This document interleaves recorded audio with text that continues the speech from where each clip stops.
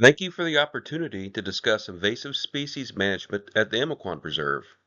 In this presentation, I'll discuss an overview of invasive species control methods that we implement at Emiquon, and then I'll briefly discuss active management techniques we have used the past year, and last, new technologies that will help us improve effectiveness moving forward. Invasive plants are a primary threat to natural areas, native species, and ecosystem health in Illinois. So prevention is one of the most effective and cost-efficient means of managing invasive species, and we'll discuss some of the prevention measures that we implement at Emiquon here in just a few minutes. But as we begin to talk about invasive species, we need to define what invasive species are. And I know that many of you know this, but for those less familiar with these terms, let's briefly describe them. An invasive species is defined as a non-native or alien species to the ecosystem and whose introduction causes or is likely to cause economic or environmental harm or harm to human health. Now, non-native species live in areas where they don't naturally exist, but they may not cause environmental or economic harm, which differentiates them from invasive species. So these two terms cannot be used interchangeably. As an example, one of the most well-known invasive and exotic species in the Midwest is the Asian carp. Now, these species are both non-native and cause economic and environmental harm. Another consideration is that we often do have concern and treat native species, like willows and cottonwoods, that can expand aggressively and decrease biodiversity by creating a monoculture. However, these species are not considered invasives, but are referred to as an aggressive native species. Now, this photo that we're looking at was taken by Thomas, a steward here with the Illinois River Program, and it was taken in 2023 within just a couple of miles of the Emiquon Preserve. As you guessed, it is an armadillo, which currently does not fall within our definition of an invasive species, because armadillos likely haven't caused a level of harm to our natural systems or to human health in Illinois. Armadillos may not even be considered as exotic, as their migration into Illinois is thought to be natural. But I did include this photo because it may tell a larger story about how easily species can move throughout the country and how historic ranges of species may be evolving. The range expansion of this species likely can be contributed to climate change and is an example of species migration that can be correlated to other non-natives, which may be invasive. And I think of some of the southern Illinois species that our crews are working on, like Japanese stiltgrass or kudzu. So next I want to talk about some of the invasive or exotic threats that we recognize at Emiquon and what measures we're taking to address those threats. Invasive species can come in all taxa, including plants, fish, and vertebrates. There's pathogens, trematodes, and fungus. And I'm sure this is not a complete list of all the invasive species that we found at Emiquon. And I don't want you to necessarily read this entire list, but I just wanted to show some of the documented invasive and exotic species here at Emiquon so folks can kind of get a sense of the numbers that occur at the site. Now, this list is primarily plants, and we don't necessarily target all of these. Some of our top priorities include carp, Phragmites, purple loosestrife, honeysuckle, teasel, tree heaven, and Canada thistle. And I also listed several aggressive native species, such as willow, sumac, and lotus. And I can't possibly talk in depth about all of the invasive species threats to Emiquon, so I'm going to focus mainly on how we're managing for our invasive species here, and later talks today will talk more specifically about some of the invasive species that we're working on, like purple loosestrife, Phragmites, and carps. One of the first steps is to assess for invasive species and prioritize where to spend our efforts in different locations. This slide shows an example of the species prioritization for the Thompson Lake uplands. We evaluate the current extent of the species, the current and potential impacts that those play there, the value of the infested habitat, and how hard it is to control. We also consider establishing replacement species to help rank and prioritize. We do this exercise for the different habitat types that you find at Emiquon. Throughout time, our priorities can change or adaptive with succession and the introduction of new species. So after we rank and assess for invasives, we consider our management options. Control of hydrology is one of those key management options. Now, our science team makes some hard decisions about what to manage water levels for if conditions allow. This year we had to balance the need to flood out willows, Canada thistle, and purple loosestrife with the need to reduce water levels for carp removal. Fish management took precedence with an eye for utilizing higher water levels in the future for invasive plant control. Hydrology and understanding how the timing and magnitude of both elevated and low water levels is an important tool we look to learn and develop moving forward. Screens, bubble curtains, acoustics, and other innovative research hypotheses are tested and implemented to prevent invasive aquatic species at our water control structure, like carps. And additionally, connectivity timing is critical to reduce the probability of invasive species entering Emiquon through the water control structure. These measures also include the consideration of invasive plant seeds. We also implement prescribed fire into our pest management plan. Fire is implemented in different units most years, depending upon species that we desire to control and the current conditions, with a goal of each burn unit getting prescribed fire within 3 to 5 years. While fire can help control some things like woody species, other invasives like Lespedeza can in fact thrive in prescribed fire areas. Positive impacts from fire include invasive species being reduced or their seeds being destroyed, like common reed, which is a prolific seeder. It's known that fire is an incredibly important tool that native plants and animals have evolved with for thousands of years.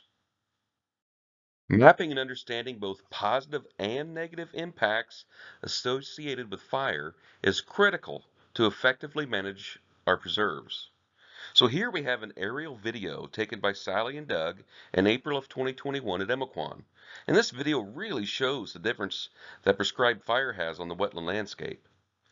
The unburned portion at the bottom of this video remains brown with thick thatch that provides excellent cover for nesting, roosting, and other functions for wildlife, including insects. Alternating burn units creates a mosaic of microhabitats that ensures fauna has a place to escape and thrive. Notice the fresh green shoots following the burn, as well as impacts to woody, aggressive trees in that unit. So this unit has infestations of both common reed and purple loosestrife, and we were hopeful that fire would destroy seeds that were produced that previous growing season, as well as allow staff to be able to find and chemically treat the vegetation post-fire, as it's a lot easier to locate. So as the season progressed, we found that the combination of fire disturbance and drier conditions, as well as reduced cover, allowed some invasive species an opportunity to gain foothold. Reed canary grass and Canada thistle were abundant in this area that following season, and this area has not been inundated with water since the prescribed fire, and invasive species continue to persist here. So we hope to use hydrology in the future to create conditions that are less suitable to some of these terrestrial invasive species.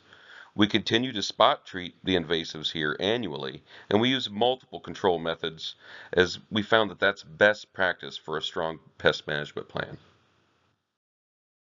Chemical treatment of invasive species is critical for our project to minimize infestations of invasive species. Now, chemical treatments and methods that we utilize come in many different forms. The chemicals that we use range from very specific use herbicides with an aim to target only a few plants to a non-specific use herbicide like glyphosate. Early in restoration, fisheries biologists used chemical treatments to attempt to eliminate invasive fishes from Emiquon. Herbicide selection is incredibly important. We research different chemicals and select those that treat the target species as described on the label while trying to reduce impacts on non-target species. Our method of application also varies depending upon our goals. Now, typically, we do spot treatments, which is sprayed by hand to reduce the mortality of non-targets. You could see in the top photo an example of backpack spraying on a cottonwood tree. The photo on the right is a small broadcast spray system being utilized in a tree planting to reduce weed encroachment on the newly planted tree seedlings. The bottom left photo is a broadcast aerial treatment of our uplands. Now this method is used after native vegetation has gone dormant for the year, and it exploits the longer growing seasons of invasive species like honeysuckle and autumn olive, which are still susceptible to the chemical treatment. A couple of major considerations that we apply to chemical treatment at Emiquon are our proximity to water, the use of visitors to our public areas, and changing the herbicides as much as practical to decrease the chances of promoting herbicide resistance. Mechanical control simply means to physically remove invasive species from the environment. A great example of mechanical control at Emiquon is the commercial harvesting of carps from Emiquon. Now, commercial fishers have been actively removing carps from the Emiquon Preserve since 2019. Last year alone, over 68,000 pounds of carps were removed by commercial fishing, providing both a service to our ecosystem and an economic opportunity to fishers. Another related example is the Whoosh Steep Pass experiments, where scientists are experimenting with fish ladders that may be able to physically separate undesirable fish species from the water column before entering the preserve at our water control structure. Now, this may be both a preventative measure and a mechanical control method. Another common mechanical control method we use is hand pulling, and this can be effective at removing garlic mustard, honeysuckle, or other shallow-rooted targets. Mowing is a mechanical control method we use especially on biennial plants to remove flowering parts of a plant before maturity and seed set. Now, timing must be precise because once mowed, many invasive plants continue to try to flower and set seed, often on shorter stems, making retreatment more challenging. Now, many folks have had good control of sweet clover by mowing the plants at the flower stage. One obvious downside to this method is time, and this tactic can be very labor intensive. Biological control, or biocontrol, is the intentional introduction of insects, mammals, or other organisms to reduce invasive species populations. Biological control is another tool in the kit that we could consider when treating invasives, using the natural enemies, typically derived from the same origin of the invasive target, to consume or destroy the invasive plants. This practice has been used for over 100 years throughout the globe. The photo on the left is of a beetle that has a preference for consuming the leaves and foliage of purple loosestrife, a major threat to Emiquon. We have not utilized these beetles at Emiquon yet, however. The use of biological controls require permitting and the review of technical committees with expertise in this area. Another option is using native species as a biological control mechanism. Fish stocking with a diverse species mix and strong predator component at Emiquon and early restoration was used to reduce or slow carp populations. Now, we're investigating other methods to reduce carp populations within the preserve, as this approach wasn't as effective long-term as we had hoped. Accurate record keeping is important for monitoring infestations and determining if a treatment was successful. We use a GIS-based recording program, Field Maps. Field Maps is installed on iPads or personal devices and taken in the field with stewards each day. The program allows us to track and record what method we're using and the species being treated. We also have the ability to map infestations to treat at a later time if needed. Last, we can record other significant information such as threatened and endangered species and notable plant occurrences. The map shown here is the 2023 treatment map of invasive plant species. The colors on the map are actual locations where we treated those species. On our database, we can select one species and view the treatment of that individual. A comprehensive map where multiple species are shown gets very busy and difficult to glean the information from, but I wanted to show you in general how the mapping can be viewed. Our stewardship team treated 2,567 acres at Emiquon for invasive species in 2023. Now, these capabilities allow us not only to monitor treatment methods for the year, but revisit previous year's maps while in the field, which helps us be more efficient by providing a map of areas that direct us to locations where previous outbreaks had occurred. This data can be analyzed to determine if a chosen method was or wasn't effective in reducing that infestation. Prevention is an incredibly important aspect to invasive species management. We discussed preventative measures implemented at our water control structure earlier, but there are several other actions necessary for us to implement. Cleaning boats, machinery, boots, and other tools before and after visiting Emiquon is an action that we can all implement to help fight invasive species. Other rules that we explicitly ask at Emiquon are not using live bait for fishing, as well as not bringing natural vegetation in for hunting blinds. We see boatloads, literally, of Phragmites rolling down the highway each year that hunters are using for blind materials throughout our waterways. There's also a major highway that dissects our preserve, 7897, and we focus a lot of energy in this right-of-way trying to stop the spread of invasive plants that are dispersed here. Early detection and swift action help prevent infestations. A good pest management plan is one that considers multiple treatment methods. Moving forward, we're excited to expand and grow as technology has grown. UAVs or drones have advanced significantly in the past several years, and we now have the capabilities to utilize drones to scout for invasive species with high quality imagery. Partners are even developing AI technology that may help identify invasive plants before stewards begin treatment, which may greatly reduce the time scouting. We can use this imagery to monitor treatment success, as well as allow staff more time in the field to treat the plants.